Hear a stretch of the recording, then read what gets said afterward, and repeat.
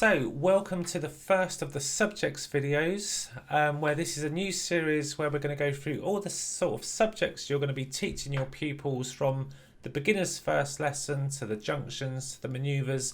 So everything's going to be in there. So you're going to get a little workbook with this, which is what you're looking at now. So we'll just scroll through this. So yeah, so we're looking at subjects. We've got our contents here. So today we're going to be looking at the beginner's first lesson, the first one in the series. And as I say, we're going to be working through these topics. There's a workbook for you. So after each video, you're going to be asked some questions. Go away, do a bit of homework, do a bit of thinking, sort of planning, sort of the areas you might do these lessons, the sort of things you might ask. So yeah, so it's going to really help you get your lessons together, so that when we get in the car and do your training, you can kind of hit the ground running. You'll come in pre-prepared with good knowledge, a good plan, and then we can focus on delivering a truly client-centered lesson for that pupil. So without further ado, let's get straight into this one. So we're looking at, as I say, let's just make that a little bigger. So yeah, so the beginner's first lesson. There you go, that's nice and big. So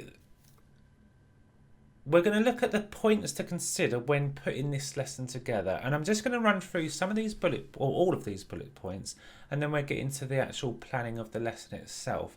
So these are the things that I would be thinking of when considering this beginner's first lesson. Point number one, first impressions. We want to make a good first impression with our pupil. As a business, as a self-employed driving instructor, your success, your survival will depend on how you are with people. It's a people business, so if you're good with people and you're good at building rapport and create good first impressions and professional, then you're going to be a successful driving instructor. If you're not those things, then people probably just won't come back to you and look for another instructor. So this is really, really important that you create that good first impression, build rapport, and remember, you're working with them. You're starting a journey, their learning journey together, and so it's all about teamwork and you working with that pupil. So that's the sort of first big important thing I would like to say. Next, you're going to be thinking about where your pupil lives, where you're picking them up, and the suitable practice areas. Where will you go for this beginner's first lesson? And also think about what time of day it is, because what might be a really good quiet nursery route at 10:30 in the morning won't be so good at, let's say, 8:30 in the morning when it's school time, for example. So think about where the schools are. Think about if it's a football day. Think about like a good area for example, for a beginner's first lesson could be an industrial estate on an evening or a weekend, but not so good during the day. You're going to get a lot of complaints, a lot of unhappy lorry drivers, van drivers, because they're all busy going about their day, and the last thing they want is someone learning to drive in their business. That's their business. That's where they do their business. So so think about your practice areas, research your areas, think about time of day. Think about what your pupil wants to achieve, because we're delivering client-centered lessons. What is your pupil's expectations of their first lesson? And find that out. Find out what they want to achieve by the end of the lesson, and just have that conversation, because it might surprise you. You know, what's in their head. How do you know until you actually talk to them and see what they want to get out of the lesson and what they expect from you as an instructor from this lesson? If everything's laid out, you're going to have a good relationship with your pupil, a long relationship, so you take them from their first lesson through to their test when they pass, and that's a good feeling when you've done that. So that's really your goal, to retain that pupil through the life of their learning. And they may even come back to you for refresher training in the future, or like Pass Plus once they've passed, or indeed send their younger brothers, sisters, friends to you. So it's really good business decision, makes business sense to have this rapport and yet be honest and talk to your pupils. Talk about what their concerns are. They might be worried about their first lesson. They might be having visions because they've spoke to their friends that, oh, you know, the car's going to be kangarooing around, they're going to be stalling a lot.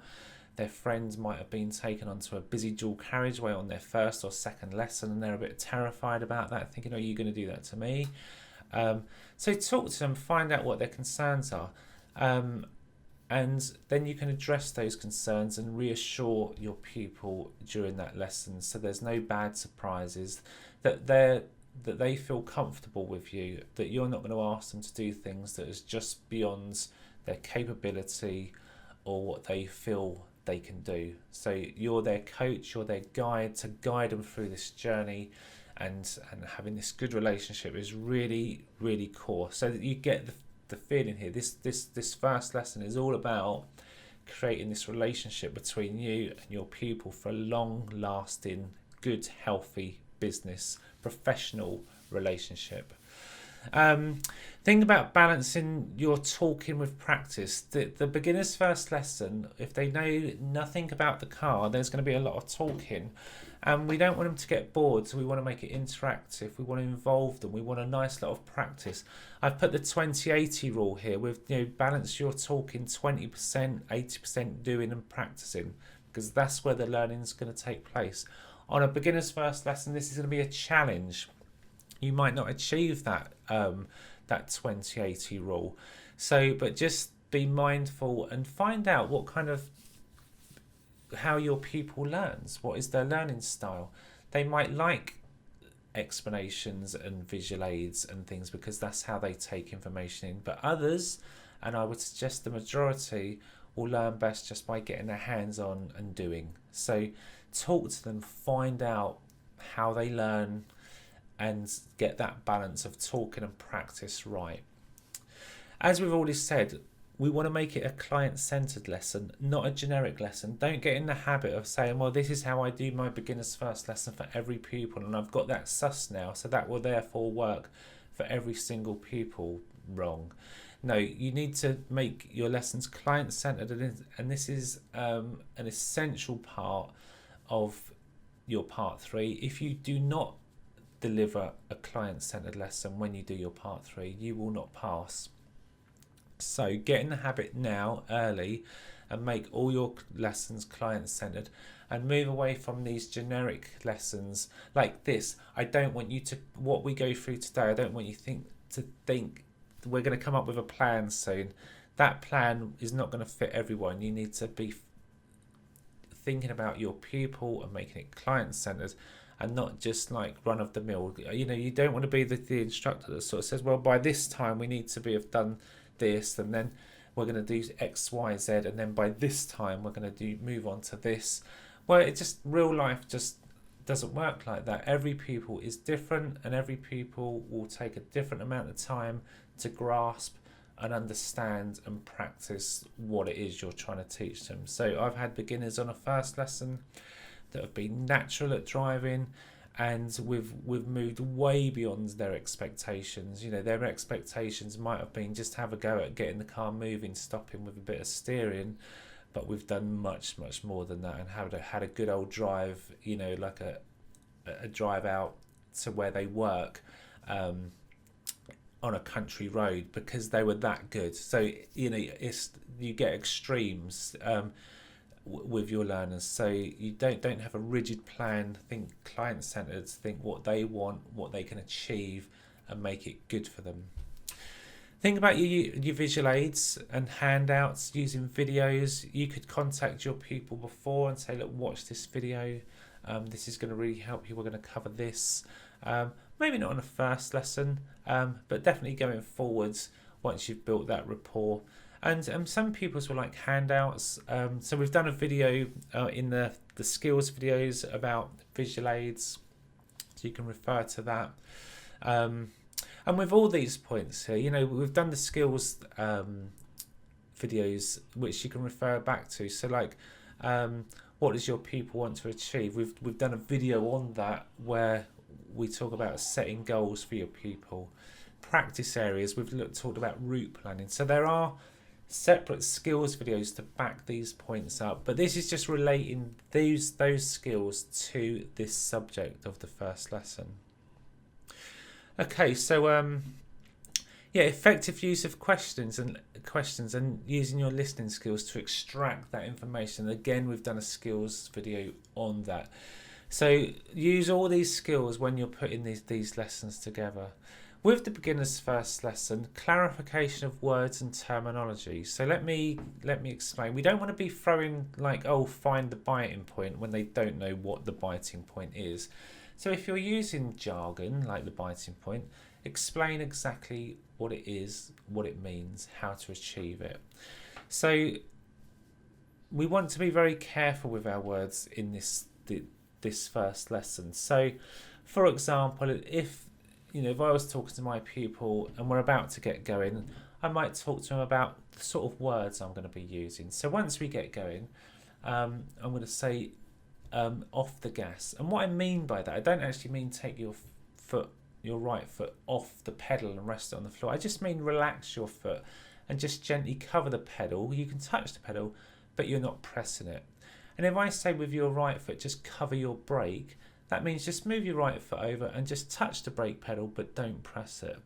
If I say, show me the brake lights or gently press the brake, I just mean press it like a millimetre, and that's enough just to get those brake lights on. So if I say, show the brake lights, that's what I mean. Cover the brake, show the brake lights. Gently brake, press it another millimetre. So just get your words exactly what you mean,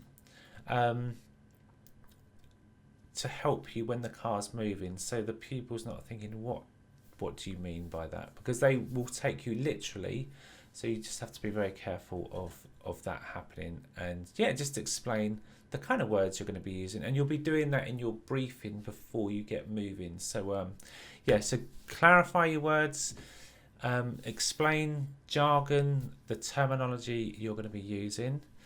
Use dry runs and stationary practice, because we talked about getting that mix of talking and doing.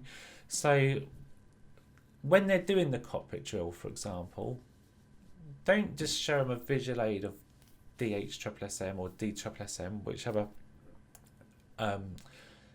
system you're using for the cockpit drill, but get them to do it. So okay, so make it tactile, make it interactive. You've got a cockpit all around you, so use that as your visual aid. Get them doing it. So when you ask the question about the doors, well, how are you checking? What are you listening for? How would you look?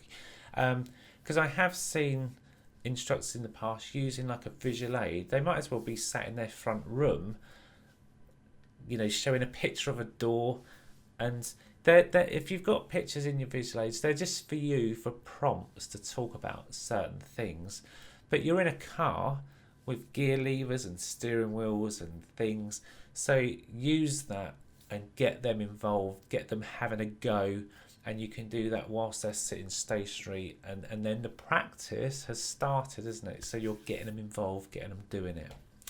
And the last point on this is to refer to DES, driving the essential skills. So you should all have your copy, and keep this copy up to date, because they do refresh it. This is the 2020 edition, and so every now and again they update it, put new stuff in, like we've got smart motorways in here. So yeah, just keep up to date and refer to that for correct information and advice.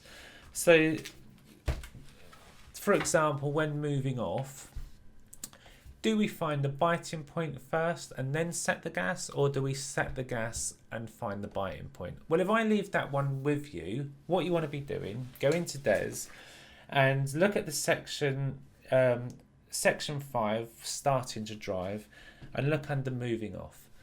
Read what it says, because that is the correct advice, and then think, why are they saying it in that way?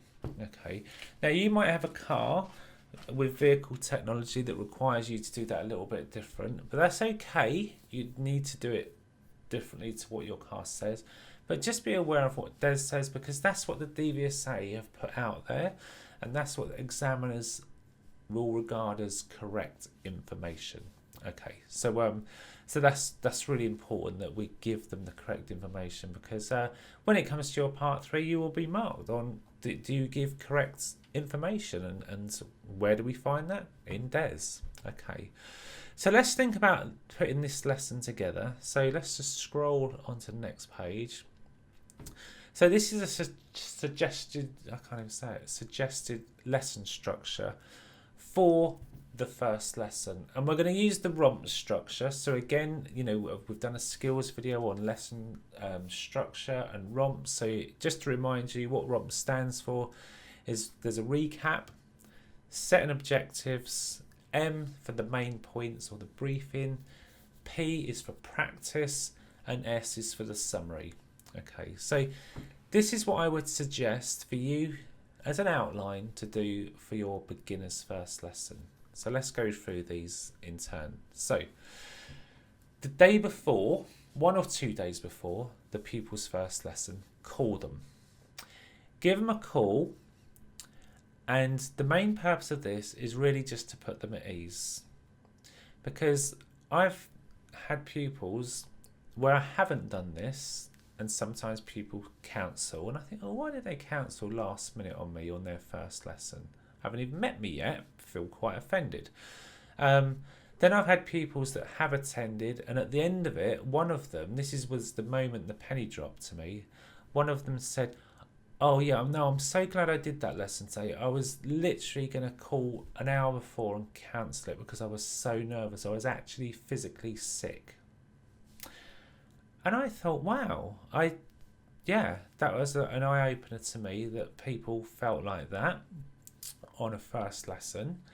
And so from that day on, I thought, do you know what? I'm just going to call people and just reassure them that I'm okay, because they might not have talked to you on the phone. If you're working with like us at driving school, they would have talked to Sam or Jenny, who's taken the call and booked them in, but they haven't talked to you. You're a complete stranger to them. So just, again, building rapport, talk to your pupil, put them at ease, and then while you're there, you can talk about what they need to bring. Make sure they bring their license. Have they done the license check? So they could do that. Maybe do that now on the phone, and they can send you a screenshot of it or send you the code. What shoes are they going to wear? So what do they need to bring? Do they normally need glasses? So make sure they've got them. So we just want to make sure they bring all the right things. Where are you going to pick them up? If you're picking up from college, where do they want to be picked up? Out the front, outside the main gates where all their friends are? Or would they prefer to be down a little side street away a little bit? Things like that. These are things that will make people feel anxious. People want to be picked up from work, but they haven't told anyone at work they're learning to drive, so they want to keep it a secret. Or they're keeping it a secret from their partner, that they're going to surprise them one day that they can drive. So, we've had that. So where you're picking them up would be really important, and you being discreet about things. All these things you just don't know until you start having a conversation, talking to people. And of course, we are in the days of COVID, nearly coming out of that. And of course, during COVID, that it's required that we call our people just to make sure they're well, and face masks, and wear something warm because the windows are going to be open, and all that kind of stuff. So you can get a lot of that ground rules and chit chat out the way before the first lessons. That means they're going to get even more time to practice. You've just saved yourself a little bit of time. For a 15-minute phone call, 10-minute phone call is time well spent, and the likelihood of your pupil actually turning up and looking forward to the lesson is much, much higher. And also, just with that, and also, depending on the policy of the school and how you do things, to arrange payment. So we can get payment by BACS transfer, or if we've got the app. However you do it, that's another good thing that you can do at that point. Some people prefer to take the money at the end of the lesson, that's fine. So, but that's just another consideration you can do. But remember, payment, you don't want to go in with that, do you? You don't want to find out, hi, I'm an instructor, I just want to get your money off you. Don't do that. Don't do that. The reason for the call is to build rapport and put them at ease. So that's a really big thing. Spent quite a bit of time on that because it's important. So then on the day of the lesson, make sure you're on time. If you are running late, text them, let them know, call them, because they're anxious and no one likes to be left waiting around on a street or whatever. So make sure that you get there on time and that you are well presented, your car is clean, you're a professional. First impressions, remember, this is the time you're going to meet them. So so that's on the day. Then once you're there, there's a requirement that you need to do to check that they're fit to drive, that their eyesight meets the minimum requirements, and that they've got their license checked.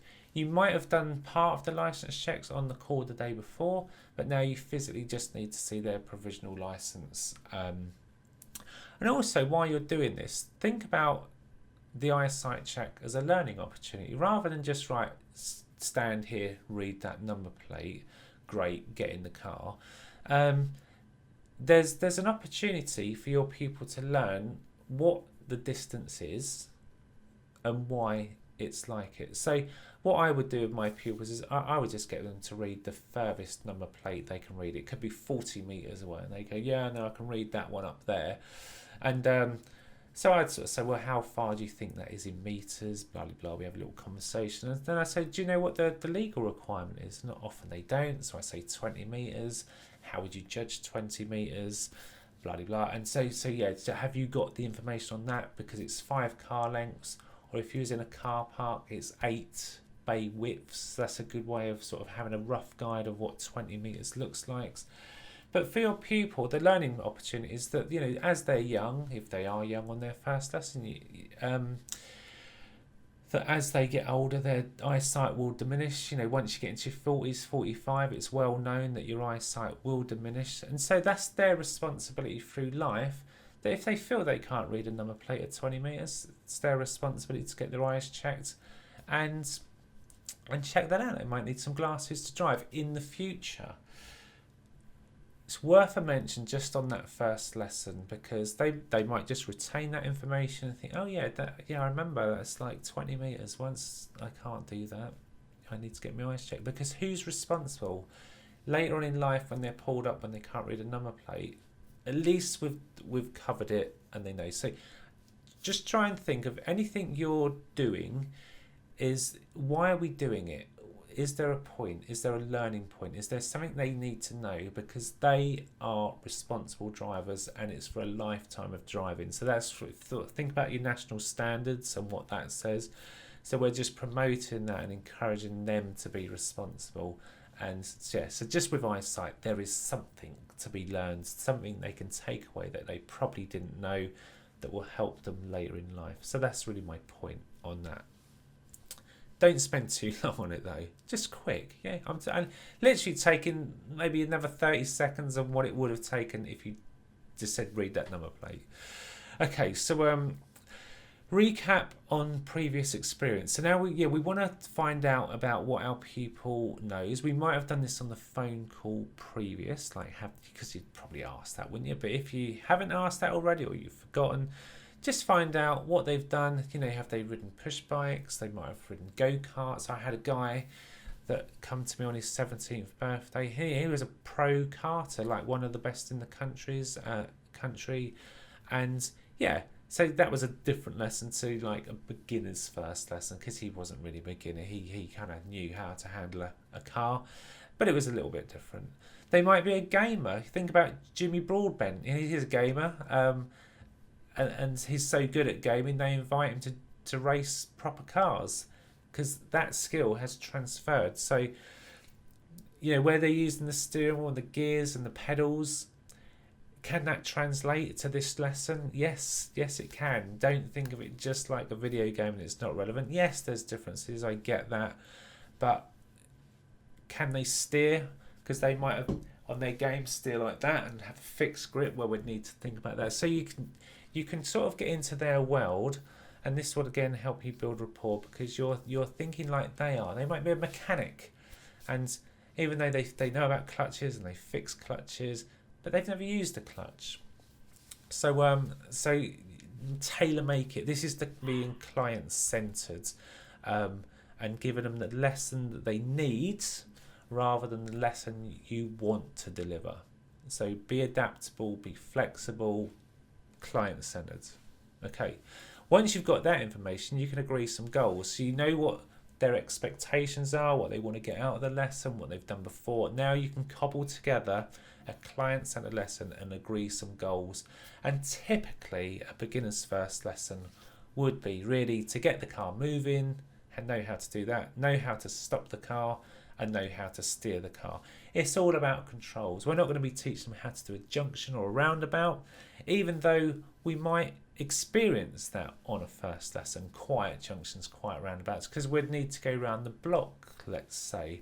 But we help them with that. What they're trying to get out of it is not how to do a T-junction, but how to make the car move, stop and steer. You might do this in a car park, but be careful because there are restrictions on a car park. You can get complaints. So we need to find a suitable area, as we've said. Typically, when you pick them up from wherever it is, whether you're picking up from college or school or their home, that it's not a suitable area for them to drive on their very first lesson. So we're going to take them to a suitable area. So we're going to drive. And we want to drive somewhere quite close. So do your research, find somewhere close. Don't drive to the other side of the city because this is the area that you like. Because if that takes 15 minutes there and 15 minutes back, that's half an hour of their lesson where they're not doing anything. So keep it local, keep it as close as you can. And during that drive, use every minute of it to get them learning, involve them. So do a demo. So if the typical beginner's first lesson where they might know what the pedals are, but they don't know, they know what the clutch is, something to do with changing gears, it would pretty common response to what the clutch is, but they don't know about the biting point or how it works. You could just explain that briefly and say, look, on the drive I'll show you how that clutch works, and you'll hear it, you'll feel it, and you can watch what I'm doing. So I'll talk to you about the clutch, and get them involved. So say, look, I'm going to bring the clutch up slowly, and I want you to tell me when you can hear the note of the engine change, and you might even see the front of the car just bob up a little bit. So I'm going to do that, and I'll be quiet and just watch and tell me to stop when you feel that. And then they feel it, and so what I've done now is I've kept my left foot nice and still. That's the biting point. Those plates are now rubbing together. The car wants to go. The only thing stopping it now is this handbrake. And if I took this off, look, the car creeps forwards. And if I dip it, it's So you could just show them some stuff, what you're doing, whilst you're moving off from their house, or from a set of traffic lights on the way to the location. So really involve them, make demos interactive, and if you're doing a good job of that, if you're sticking with the clutch, if you've explained how it works, you've shown them, you've involved them, when you're getting to the location that you're going to swap over and get them to have a drive, you could say to them, so you've been watching me, so why don't you tell me, what have I got to do with my feet now to stop the car? Because if you've done that at a roundabout or a set of lights on the way, and you've explained it, now when you're coming up to stop for that final time, see how much information they've retained. Again, get it interactive. Sort of say, give them the job. Say like, okay, so I'm going to come to a stop. So with my right foot, what would I need to be doing to start slowing the car? And they might be saying, oh yeah, just ease off, because that's your engine braking. Yeah, good, well done. And now where should I put my right foot? Yeah, put it over your brake, just cover your brake and just gently press the brake to show your brake lights. Yeah, good. And now with what should I be doing with my left foot? Oh, you should put your left foot over, rest on the clutch. Good. And now I'm going to slow down. And you tell me when you think the clutch can go down. Listen to the car, feel the car. And when you feel that start to just jump it a bit, we'll get that clutch down. And they can do that. And they can help you with that. And say, now I've stopped, so I'm going to keep my feet still. What do I need to do to secure the car to make it safe? Oh yeah, no, you told me that. You've got to put your handbrake on and take it out of gear. Good. So now I can rest those feet. And what else should I do? What about this signal? Oh yeah, turn your signal off. So in that drive, you can get pretty much a lot of your briefing done around the controls, so that you're going to minimise talking time when you swap. So clutch. That's what I would be talking about with a beginner's first lesson. Also the steering. Some people will have frisbees to demonstrate steering. Well, if you're driving to location and you're going around a roundabout, what a perfect opportunity to talk about, look at my hands, look at what I'm doing. So my left hand comes to the top and I pull down, my right hand goes to the top. What I don't do is steer like this. So you can kind of, like you do on your little PlayStation with your flappy paddles, this is different. And get them to understand why you're doing it differently like that, because your steering wheel goes around further than it does on a PlayStation, a racing car sim thing, and they won't understand that. They'll think, oh right, I didn't know that. Well, they might know that. So just make it relevant to them, make it interesting, bring it to life. So the demo drive is really important, that you can really make this happen, and that 5-minute drive, you can get so much done and save so much time talking and more time doing in the car. So now let's get on with the main point. So we've got them there. We've got a swap. So there is learning to take place with that. Entering and exiting the car safely. Where you're going to look before you get out. Why? Do you know about the Dutch reach? No. Okay, let's talk to you about the Dutch reach. Quick and easy, quick wins, quick stuff, but not always necessary. The Dutch reach is really to encourage you to look over your shoulder, and if it was windy, if there was a gust of wind, you've got more control of the door. So it's a lovely sunny day and time's a bit short. Save that for lesson 2 or lesson 3. You don't have to do all of this today. It's a lot of information. So some things you can pick and choose and think, do you know what? I'll go more into detail on that on the second lesson, because I'll have a little bit more time. I just want to get the wheels moving sooner on this lesson. So that's fine. Okay. You're going to need to do the cockpit drill. So give them an easy way of remembering it. So we use DSSM to sort of break down. So if you look in the essential skills, it doesn't talk about DSSM, but it does talk about making sure the doors are shut and the seats set up and the mirrors are done. So it's there, but we use DSSM to make it easy for the pupil to remember. So when they get in the car next week, they can and if you had a handout as well to back that up, or they can make notes or whatever at the ends, but they're not going to, take that back, they're not going to make notes, they're driving. So handouts will be a good little way of doing that, to give them something at the end. So that's going to make it easier to remember.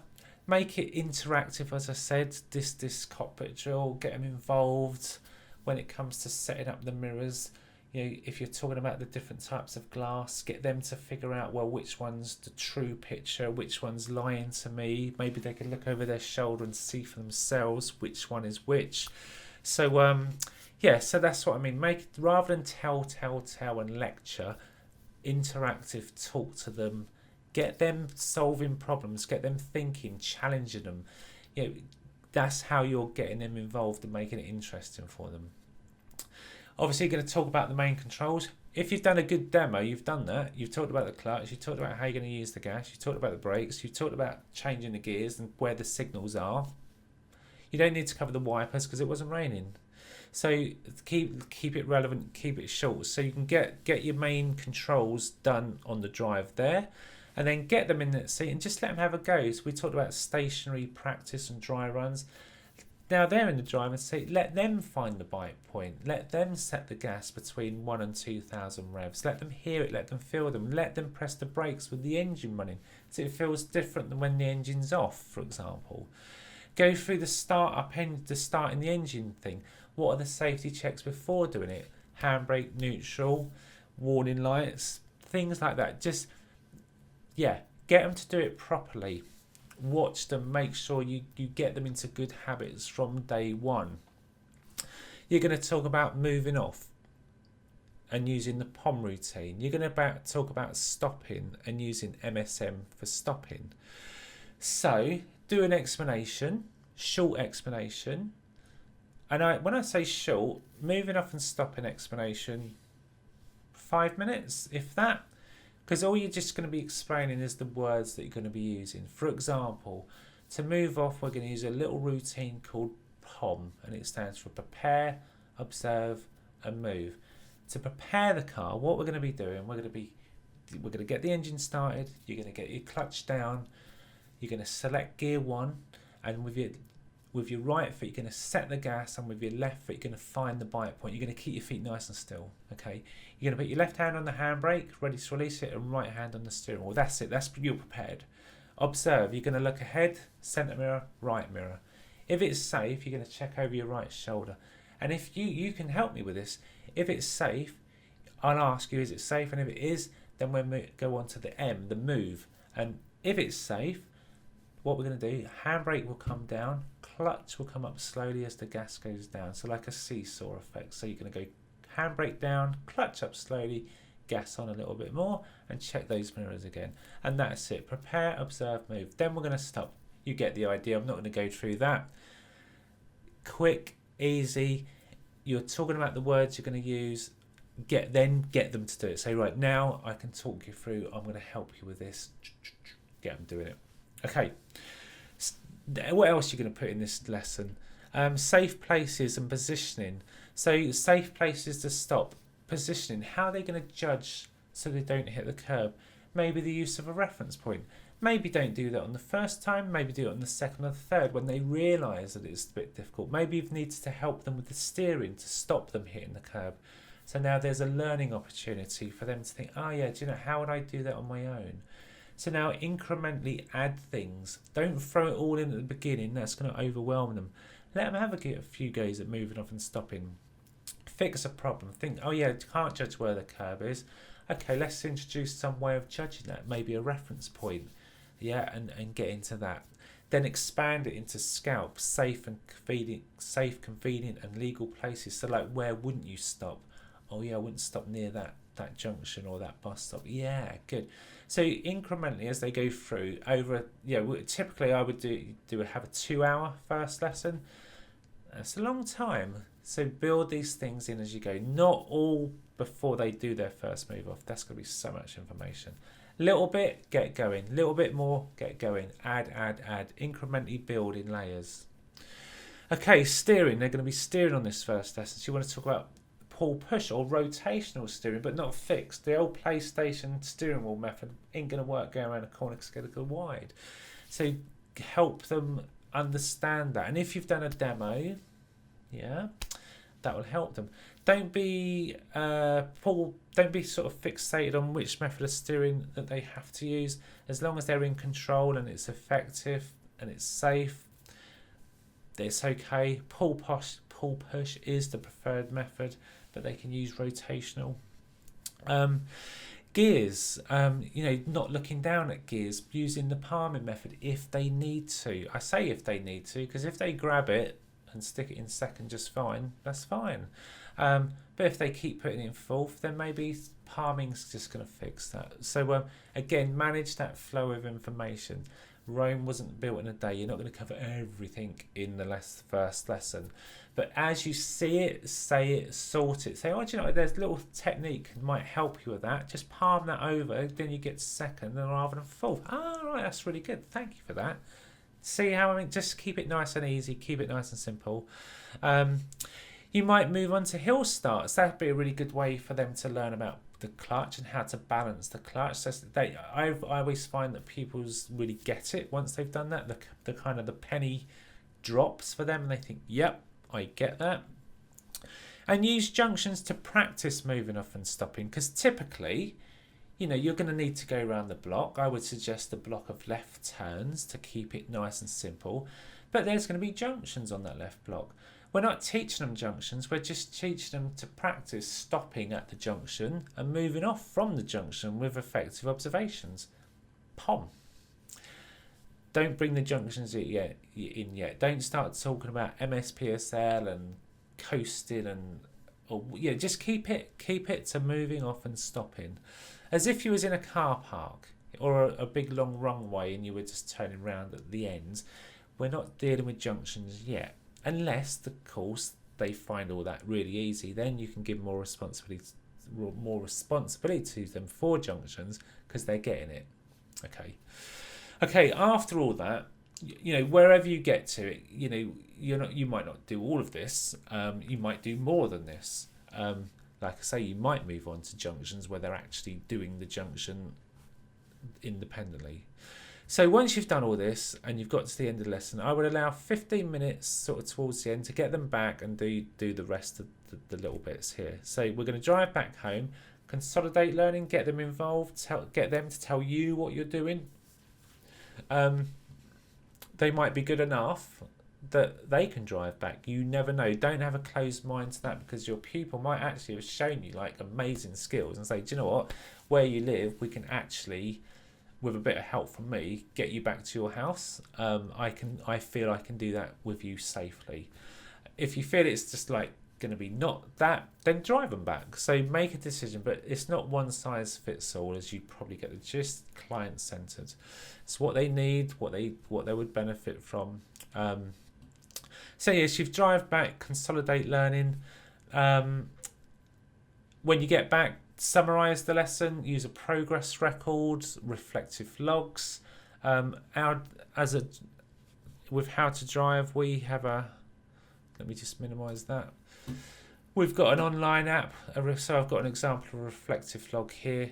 So in this beginner's first lesson, we would have done these things like the cockpit drill, moving off. Let's zoom that in. So we would have done these things. Yeah, so typically we've stopped safely, we've done a bit of clutch control, we've changed gear, and we would just record this with the sort of level of help, like we've introduced it or we've fully instructed.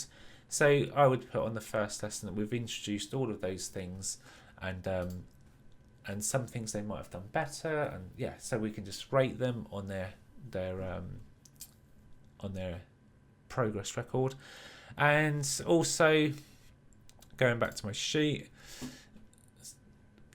we can encourage them to use a reflective log. Again, we've got that on the app, where they just think about what they did well, what didn't go so well, what would they like to think about and take forwards into the next lesson to develop that. Maybe save that for lesson 2, reflective logs, because you might find you've got quite a lot on here, and just deal with the progress record and bring reflective logs in later. Book the next lesson if they're happy with that first lesson, because remember, don't assume that they're going to book again. You know, it might have just been a trial lesson.